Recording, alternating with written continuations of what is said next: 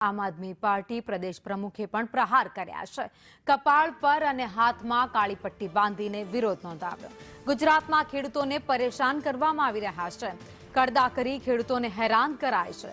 ભાજપ પોલીસને આગળ કરી રહી છે તો પોલીસ આમ આદમી પાર્ટીના નેતાઓને ઉપાડી જાય છે। ખેડૂતોના પ્રશ્નો ઉઠાવવા સભા કરી હતી। ખેડૂતોને બર્બરતાપૂર્વક મારવામાં આવ્યા છે। સભા ચાલુ હતી ત્યારે જ ભાજપ નેતાઓએ પથ્થરમારો કર્યો। 250 જેટલા ખેડૂતો અને મહિલાઓને પોલીસે ઝડપી પાડ્યા છે। હિંસા માટે જવાબદાર લોકો સામે કાર્યવાહી કરવા પણ માંગ કરી છે। તો રાજ્યની 400 એપીએમસીમાં લડત આપીશું તેવી વાત ઈસુદાન ગઢવીએ કરી છે। 100 ટીમ બનાવી એપીએમસીની ગેરરીતિઓ ઉજાગર કરશે। ખેડૂતોની એપીએમસીમાં ભાજપના નેતાઓએ લૂંટી રહ્યા છે। અમારા નેતા રાજુ કરપડાને બોટાદ એપીએમસીમાં જવાનું કીધું હતું। એનકેન પ્રકારે કરદા કરી ખેડૂતોને હેરાન કરવામાં આવી રહ્યા છે। કરદા પ્રથા નાબૂદ કરવા માટે આમ આદમી પાર્ટીની મહાપંચાયત યોજાઈ હતી। આ મહાપંચાયતમાં ખેડૂતો અને પોલીસ વચ્ચે ઘર્ષણ થયું હતું। આ મામલે પોલીસે ફરિયાદ નોંધીને અનેક ખેડૂતોની અટકાયત કરી છે। આ મામલે આપણી સાથે આમ આદમી પાર્ટીના પ્રદેશ પ્રવક્તા જોડાયા છે। સુદાનભાઈ, ખાસ તો એક એ સવાલ થાય કે ખેડૂતો તો શાંતિપ્રિય છે, શા માટે ખેડૂતોને ઉગ્ર બનવું પડે, કાયદો વ્યવસ્થા હાથમાં લેવી પડે?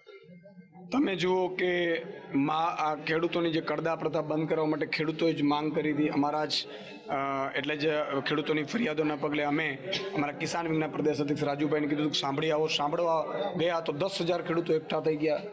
પછી એમણે ડિમાન્ડો બે મૂકી, કરદા પ્રથા બંધ કરો ને એમને જે મિલો સુધી લઈ જવું પડે છે એનું ભાડું ખેડૂત નહીં આપે, એ માંગો વાજબી હતી। એ માંગો પૂરી કરવી જોઈએ। મુખ્યમંત્રીને તરત જ તમે એને રાજ્ય રજિસ્ટ્રારને કહીને એમણે કહેવું જોઈતું હતું કે બોટાદમાં નહીં, આખા એપીએમસીમાં બધા એપીએમસીમાં આવા કરદા ચાલતા હોય તો બંધ કરાવો, કડ પ્રથા બંધ કરાવો, લૂંટ બંધ કરાવો કિસાનોની।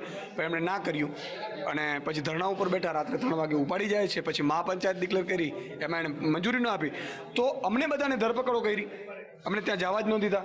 રાજુભાઈ કરપડા એ ગામમાં હતા એટલે એણે ગામવાસીઓ કીધું કે અહીંયા જ આપણે 5-25 ગામ મળી લઈએ।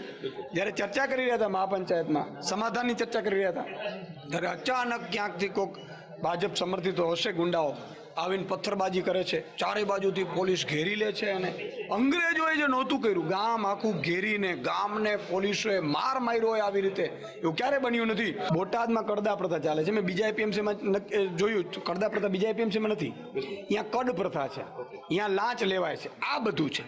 એ તો અમે સ્વીકારીએ છીએ। માની લો કે જામજોધપુરમાં તો કરદા પ્રથા નથી, જુનાગઢમાં નથી, મેં વિસાવદરમાં ગોપાલભાઈને ફોન કર્યો તો કે અહીંયા નથી, બધું ચેક કરાવ્યું।